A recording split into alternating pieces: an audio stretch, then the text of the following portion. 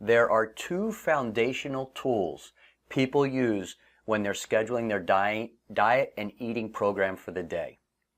One of them is eat regular meals throughout the day. 6 small meals. And the idea is to keep the fire burning, to keep the metabolism going. That's like every once in a while just throwing a little log on.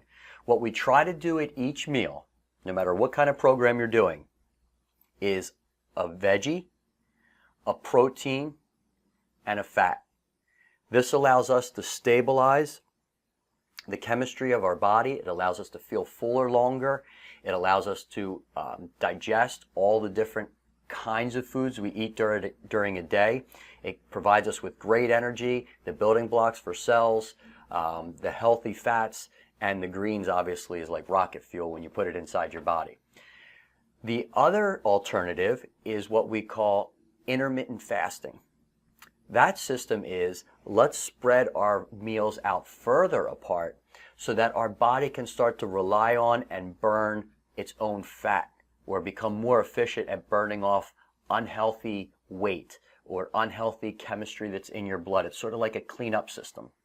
It can also help if you're struggling with any kind of addictions with food. If you can just get yourself to go through an intermittent fasting phase, if the craving for that food goes dramatically down, if you do introduce it back to your life, obviously that craving can come right back up, but the intermittent fasting really clears the slate. So how you do it is, you don't eat anything 3 hours before you go to bed, you skip breakfast, and then you have a sensible lunch. But the amazing thing, what you'll find out at your lunch, if you make it through the night and evening without that hunger monster in your mind telling you a trick to get it to eat something, you'll find that you're not even overly hungry. You'll end up resetting your barometer, or your health barometer, or your hunger barometer to a place where you just really need to eat till you're somewhat satisfied, which will be a lot lower level than when you had that habit of feeding yourself all those different things.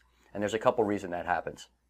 Your insulin gets more under control when you intermittent fast. It's not being produced and flying around and storing sugar and looking for more things to store. Your leptin levels get clear, they get to your brain, and leptin is what allows you to feel full, and also at night what causes fat to be released. So it sort of puts you in this fasting state to sort of clean up your body, clean up your blood, and it actually starts to feed off the bad fat in your body, or feed off the extra fat in your body, to start to lean you down and keep your body cleaner and healthier. And you can use that intermittently, 1 time a week, a couple times a week.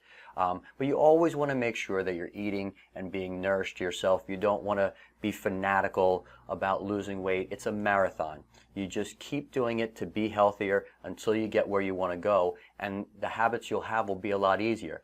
Anything drastic, first of all, they're very hard to do and they're very hard to maintain. They're sometimes good to get a jump start just to get you kicked into gear, but it's not ultimately the way to live your life. So if you have questions about those 2 eating habits, I'll answer any questions you have if you email them to AskDrFresh@gmail.com. And I will see you next episode.